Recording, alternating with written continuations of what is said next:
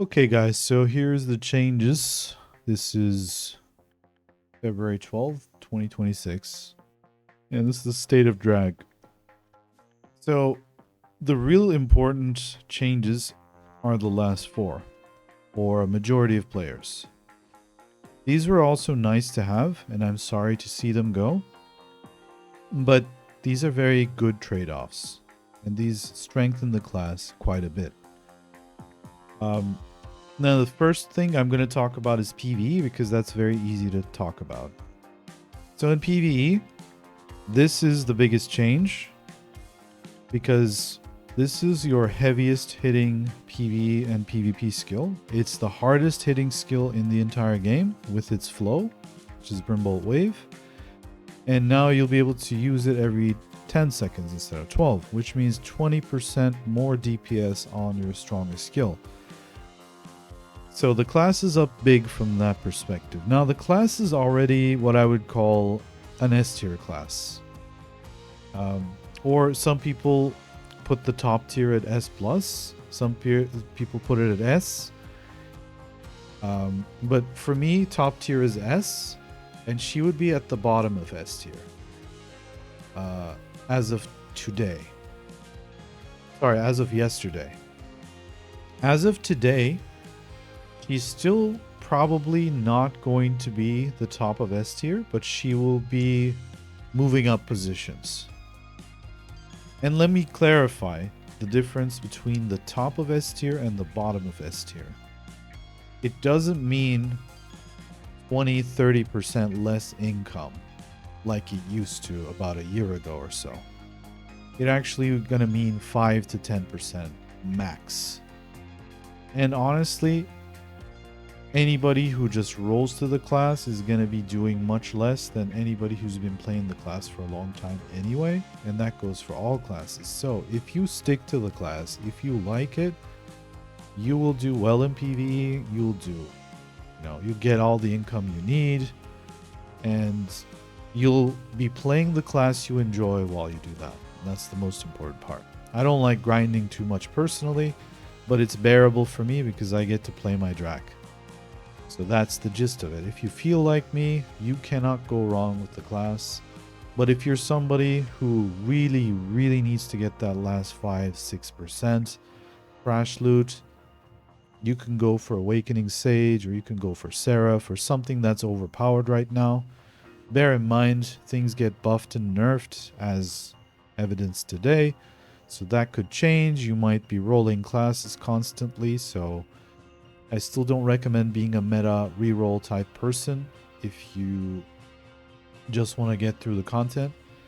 But if you enjoy being a reroll person who plays a lot of different classes, then all power to you. But she's in a very good spot in PvE because of two reasons. Again, this one got reduced, a very big W. My PvE guide is going to be linked. You can watch that PvE guide. I have a DPS priority list in that guide, and this is at the top of it. So that's the only thing that's changed. It's just even more at the top. So like it's in the #1 spot already. So it's even more important now. That's all that's changed. You'll probably need to use less skills before it comes back up. So it probably means that you'll be getting more trash loot as of today. Another big W in PvE, actually this one's kind of a W too. This one now heals you. This is the skill where we usually die in PvE looking really cool like this. She just holds the sword in, waits for that explosion, pulls it out, blah blah blah. Sometimes you usually use it after flourish. Ignore this priority list, by the way. This is kind of old because it's my old account. Use the one from my PvE guide on YouTube. Usually use this after flourish, so you would do Shift LMB and then SC. But notice Shift LMB launches you in the air. Usually you'll land behind a mob, and then the mob's going to turn around, and you're going to be stuck in this animation, and they would just sometimes suddenly kill you from behind. But now this heals you. And because it heals you, it's much more usable. So you probably won't die in this skill again. And then this is W2 because this is a filler skill that we use. It does decent damage. It's got a bit of a slow animation, but now it has frontal guard. So when you need to mitigate some damage from mobs, you can weave this into your DPS priority, and it has a very short cooldown. So you can keep spamming it off cooldown during the beginning of your combos. It flows really nicely into Brimbolt Rays. So we usually use those together. So you can just have an extra frontal guard now. So that's the PvE side of things. Now I'm going to talk about PvP really quick. So in PvP, we have a bunch of big changes. And to me, the biggest change is Shift F becoming a frontal guard only during the charging portion of it, and then it becomes super armor during the dash. So it looks like this now. And it's a super armor knockdown, guys. The most powerful CC combination in the game. And if you look at the skill description, it also has air attack on it. Sometimes in Node Wars, you'll catch people who are flying around who's been floated by somebody else. Or sometimes you can proc this yourself. Maybe you do it in succession with Flourish, I don't know. But this is the highest damage modifier in the game. So this this skill ends up doing a lot of damage in a lot of cases. But the problem is that it was a frontal guard. So what would happen is that you would kind of hit some people, but then get shot from the sides or from the back because it's a forward moving dash, and you would get CC'd because of frontal guard. But now it's a super armor, right? So if you don't want to use that frontal guard at the start, usually this is how we would engage in like a Node War. If this is, say, the main ball, never go straight into the main ball.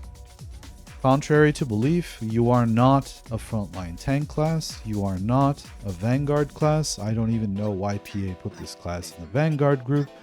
She cannot tank unless her PA is up, which is temporary.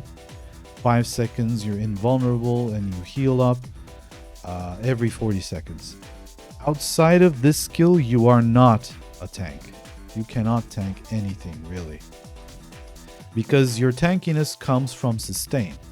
You take damage, then you heal it. You take damage, you heal it. But if you go straight in, you will explode in your skills. You will have sad moments like Eviscerate, Brimbolt, oh, you're dead. Because all these guys just hit you at the same time, and you only have 10% super armor damage reduction, which is laughable for a Vanguard class, right? Guardian has 20, I believe. Striker and Mystic has 25. Please somebody tell me why. Many other classes that are supposedly flanking assassin rats have 15%. This class has 10%, but it's in Vanguard. Anyway, just saying. So don't engage from the front. Normally what you will do, you'll watch your you watch your mini map here, right? You watch for their main ball to collide with yours. Right? Let's say that symbol is where the clash is happening. Front line tanks would be here, and you'll be here. And you watch these two forces collide. Right? You split off from your main ball, and you go for the side flanks. This is what you do best. And you get lots of kills, and you're pretty safe.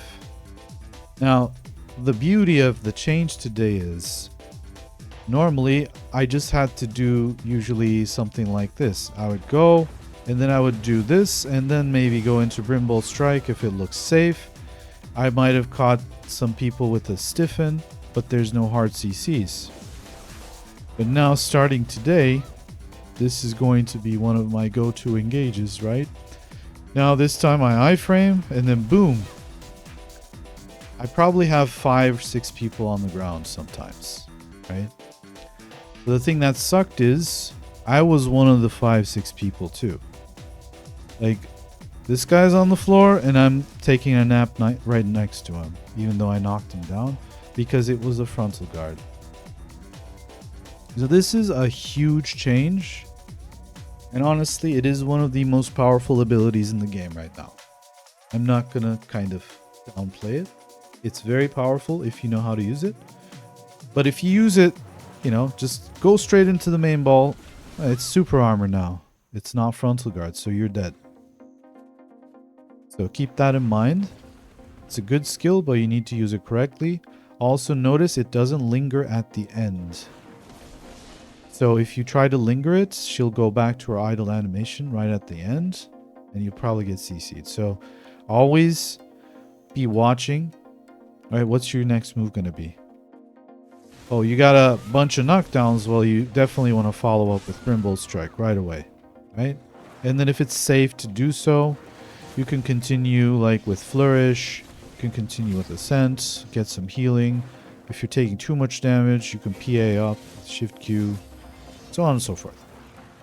So anyway, that's enough about Eviscerate. I believe it's going to be the #1 most important change we got in a long time. And we've wanted this for a long time. We sent feedback about this for a long time. We finally got it, so we're happy. Now let's look at the other changes we had. So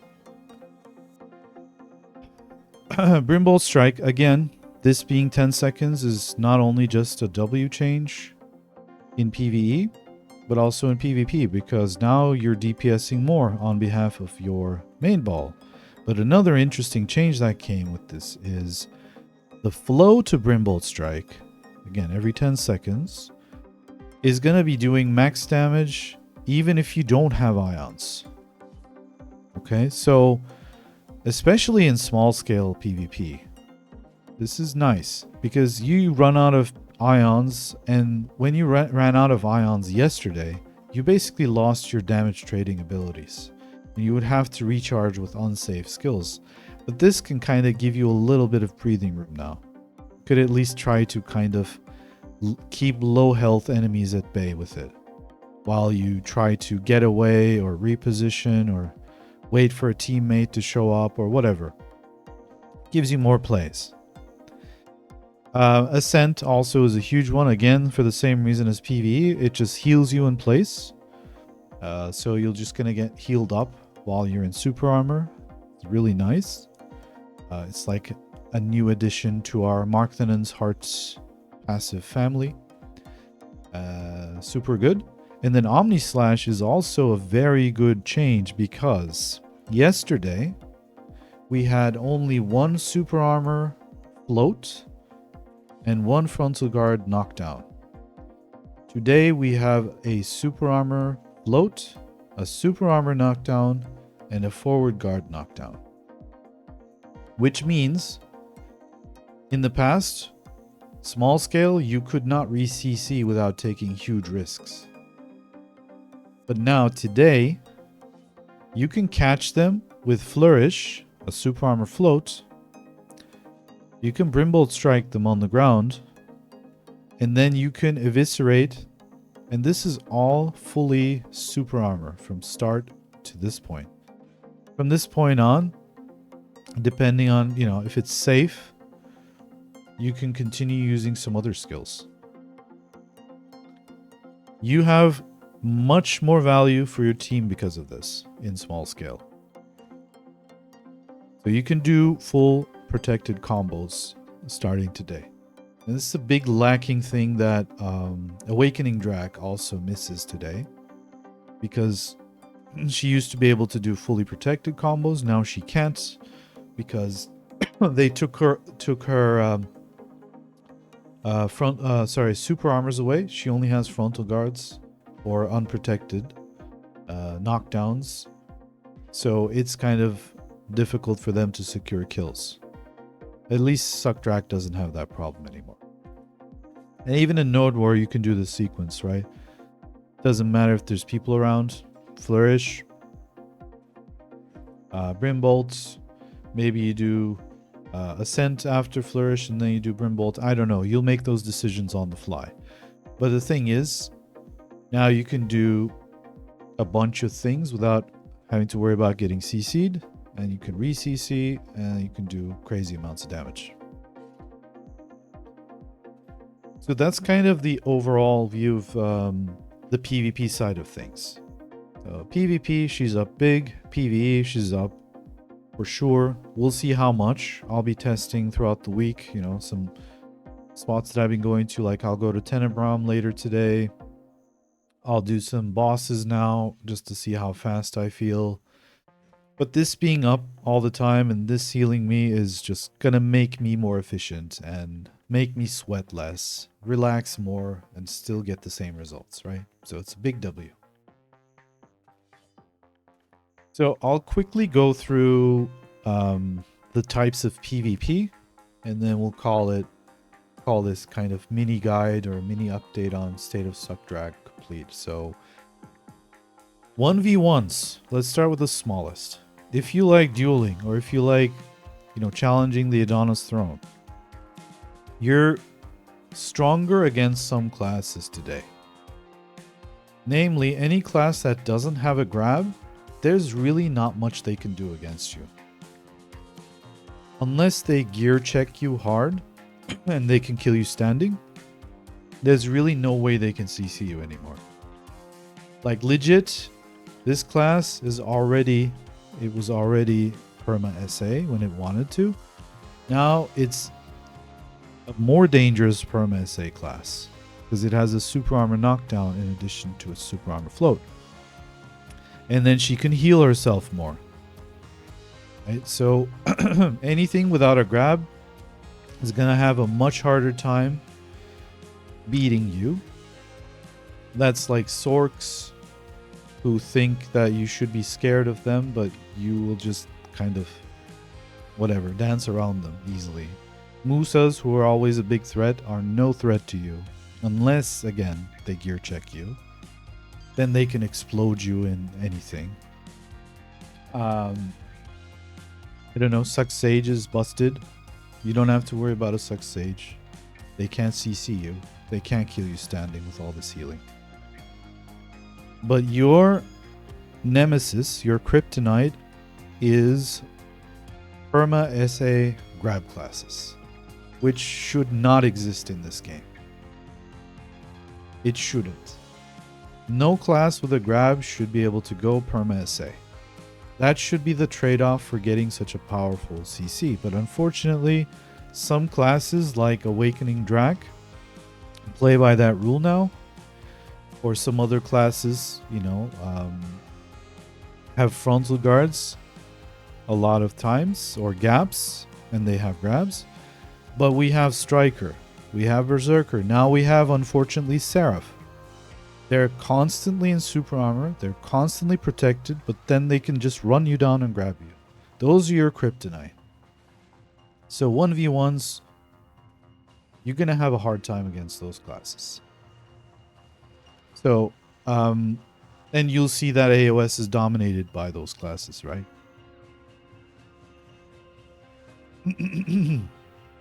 So, that's, you know, that's just the global problem with the game, and it needs to be fixed. But, yeah, you can't fight a Valkyrie, really.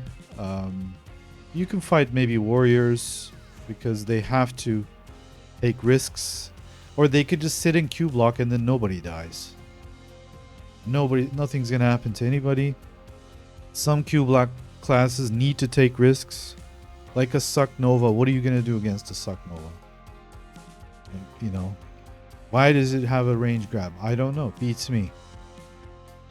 But those classes kind of hard counter you, the way you hard counter a Sork or a Musa. And that's kind of your job too. You need to keep those guys away. You need to keep those guys at bay. You have the power to do so. The task of grab classes should be to to counter our kind of class. But I do wonder who is going to counter this perma SA grab classes. That's the thing that's missing in the game. The rock, paper, scissors game is nice for the most part, but we just don't have, we have some classes that are all three. They're both rock, they're rock, paper, and scissors. They're all three.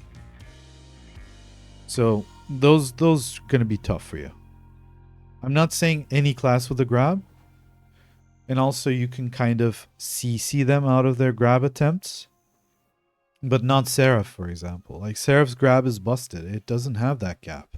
It's probably bugged. It needs to be fixed. Or maybe they're just trying to get the rerollers money. I don't know. Anyway.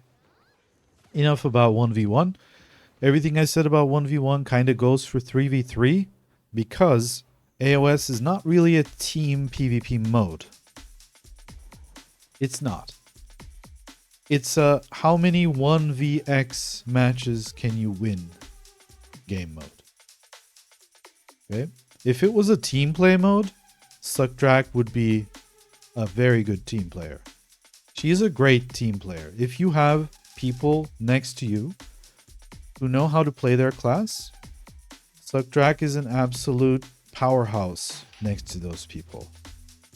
But you're not going to get that. You're going to get RNG teammates who don't know what they're doing. They're going to run in and die in the first 10 seconds. You're going to be left 2v3. Then you're going to be left 1v3. Now think of Drak as a cannon, okay? In Node Wars, we have cannons and we have cannon teams. We have cannon teams for a reason, because if there's no team around the cannon, somebody will just come and kill the cannon. But the cannon can do extremely important things if there's a team around it.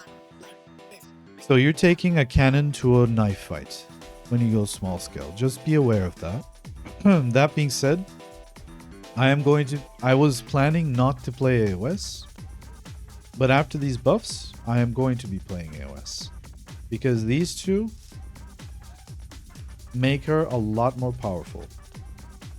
This to a lesser degree, and then these two definitely make her much more viable.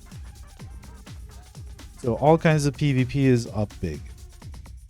Now I'll talk about Guild League. Honestly, Guild League is... I'm going to say the same things that I said about AOS, so I'm not going to repeat everything. It still counts as small scale in my eyes.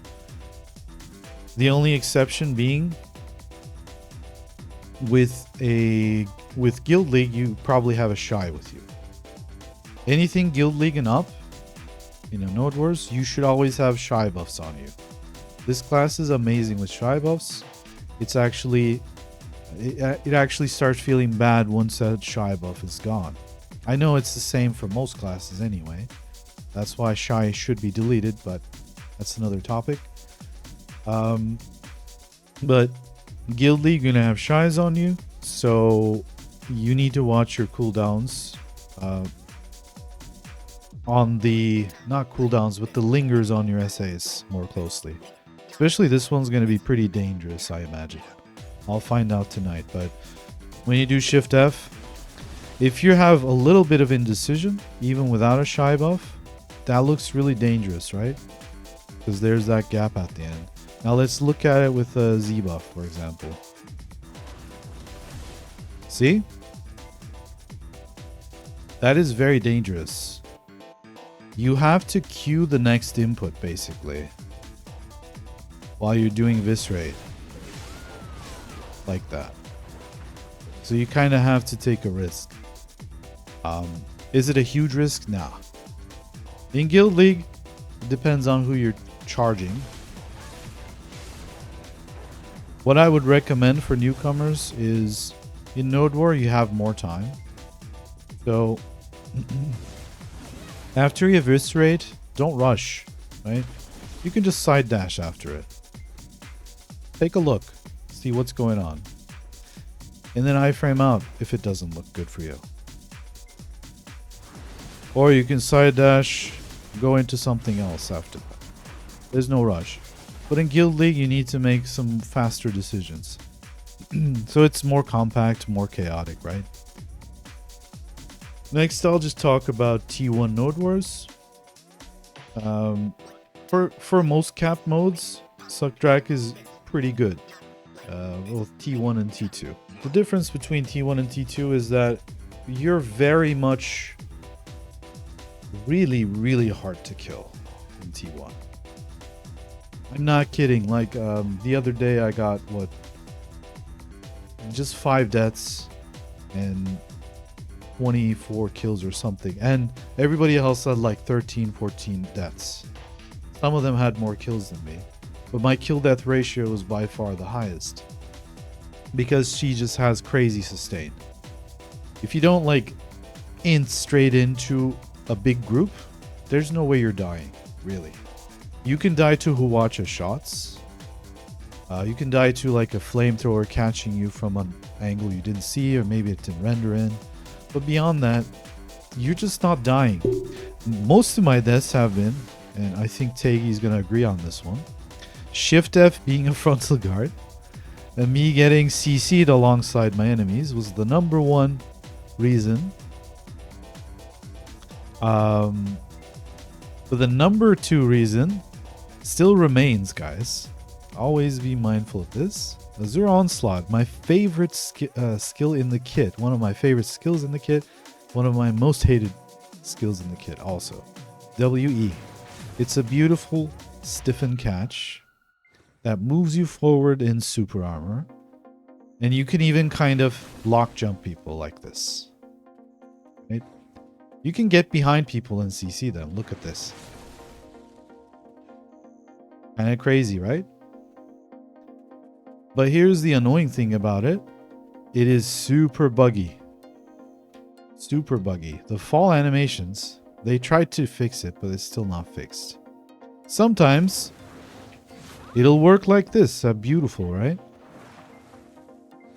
But then let's look at something like this. The linger suddenly gets shorter. And the linger is RNG on this, first of all. Especially if you have shy buffs. It's very desyncy. But also sometimes, if I can find a higher elevation somewhere, it still worked. This used to not work, so they kind of fixed it a little bit, but not enough. They made some things worse too, of course. Now check this out. Wow, that still worked. Nice. Good job, PA, I guess. I don't know. But yeah, collisions also, and hit stagger from dead eyes and rangers, right? If you're doing this skill and then somebody shoots you in the air, you can drop out of super armor. Yeah, I know, like, hitting is mostly the case, but I even get fall animation doing this sometimes. But I think I need like this kind of elevation for that. So anyway, your safer choice if you're trying to land from a height is just hold LMB. Yeah, exactly. So when you have shy buffs, this triggers even more. And then if you have Z buff on top of shy buff, then GG's. Yeah. So anyway, tier 1, you're unkillable. Enjoy your time, but also everybody else is harder to kill. You go for side flanks, and the difference in my play style I notice after watching my VODs is that the main ball is much smaller in T1, right? It's 25, maybe 30 people max. It's very easy to get to the back line all the way, like, let's say this is their main ball. These are the rangers, right? It's very easy to get here and just eviscerate them. So go for the back line in T1. But if you're in T2, this could be a much longer snake. In which case, just go for the side. Go for these guys from the side. Try to get the back attacks, obviously, if you can. One of the best modifiers in the game. And a good thing you might end up doing is you cut off some of the snake from the back of the snake. So the front of the snake is now, you know, your allies have less people to fight because these guys are just gonna get outnumbered, and these guys might just retreat because a bunch of their friends just got knocked down here and killed just by a single drak. And you are kind of this disruptive force on the battlefield, or at least that's how I envision it. That's how I play it. Like, you don't have to play like me. We have a bunch of really good draks who are streaming. I think Tagi's gonna start streaming too. You know, these guys do great things on the class. But it's disruption, and it's just doing burst AoE, dump your bomb and get out and recharge your health, your ions, your stamina, and then come back and do it again constantly. So that's kind of what I'm thinking about capped.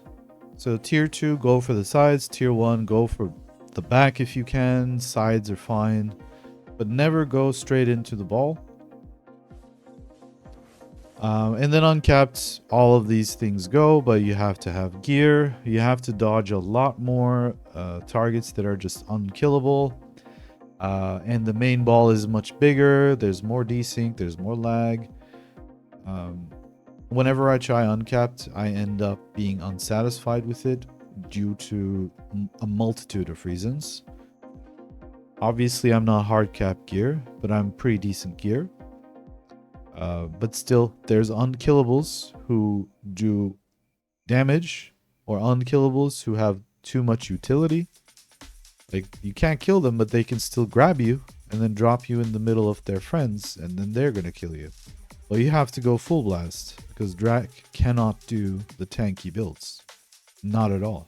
She won't do any damage with the tanky build in Uncapped. So that's my kind of thoughts on Uncapped. If you have decent gear, and if you know how to go for those backlines, again, like watch Manon or Tagi when he starts streaming, hopefully ASAP, then we'll have better ideas on how to get better at it. Uncapped, for me, it's a work in progress. I keep revisiting it from time to time, and I'm getting better at it, but I know there's a lot of room for growth there for Drax, because there's not many Drax doing uncapped. And then most Drax are in capped, and most of them are going negative still. So I'm hoping this guide kind of helps them and gives them ideas too. But at the same time, what is the state of Drak today? She is a very good large-scale class, but she is not as easy as people think it is. Not because the skill kit is hard to learn, because this stuff is easy to learn in an afternoon, right? You can memorize her skill kit in one day. That is not the problem. The problem is you have narrow windows in which you need to position correctly and dump your skills well, and then get out without getting killed. So rotating the skills at the right time in the right order is the ceiling of the class. Because, hey, you missed this. This is your biggest bomb, right? You missed it. You're walking around for 10 seconds because this thing is not coming up. And this is your most important skill. Always on #1 priority. This one's a good one. This one's a good one. And now this one's an amazing one. These are frontal guards. They do great damage, but they're frontal guards, so they're very hard to use in large scale. Even though you'll get a lot of kills with both. It's Blazing Strike, Sundering Claw. But these are your tools, most important tools. And they have long cooldowns. Even 10 seconds is long, right? This was 12 seconds yesterday. This is 12 seconds still. This is 9. This is 8 seconds. You don't have the, 6-second spammable super armor knockdown that some crazy classes I could name have. Okay? So this is the difficulty. You're playing 4D chess. And she needs to do her thing and then read the battlefield. Just get out. She has the tools to do it. But if you don't use those tools, you're going negative. You're going negative hard, and you're dooming about the class in your guild Discord all day. And I've seen it many times. People look at my kill death score. Okay, it's like 25 to 5, whatever. And they think, wow, this class, something happened to this class. This class is amazing. I'm not saying this to kind of praise myself, guys. But without going through that learning curve, I usually see 5 to 25. Not 25 to 5. And the main reason is, again, they just go charge straight into the ball and die. And then they're waiting for their respawn. Where they could have been getting 5 kills, they're getting 5 deaths in the same lifespan, or the same time period. So, if you keep that in mind, if you don't miss, how should I say it? If you don't underestimate the class, say, oh man, it only has 8 skills. How hard can it be? Oh, it's low APM. Yes, it is. Those are true. Oh, it's an easy class, man. Like look at Tegi. He's getting 50 kills, 10 deaths. Siege, he's getting 120 kills. He's number 1, and like he only has 20 deaths. I can do that. No, you can't. You really can't. You gotta put in the time and the effort and stick to it, and don't underestimate it, and you'll do great with the class. It's very fun to play. I love it. I can't play another class because this class exists, and I'm not complaining about that. Large scale, can't go wrong. TLDR. Mid scale, you like RBF, GVGs. I'm not going to call Guild League mid scale. I think that's still small scale. But if you like RBF, GVGs, you'll still have fun now. Whereas yesterday, I might not have really recommended it. Because you have very limited protected CCs and stuff. So you would kind of feel a little useless. Because yes, you would put out damage, but getting CCs is also important for your team, right? Just like in the AOS metrics. So I can recommend the class for mid-scale. And then anything Guild League and below, just know that she has potential, but she is not top tier. She is average to above average. I am really curious to see if at least 1 or 2 of us make it into top 100 for AOS. I think it's possible. But notice, like, we're not questioning if an Awakening Sage is going to get in the top 100. Like, we know they're going to be in there in big numbers, right? But we are questioning if Drak Suck can get into top 100. So, you know what that means. It's not the best class for this moment. But it is definitely something that you can play.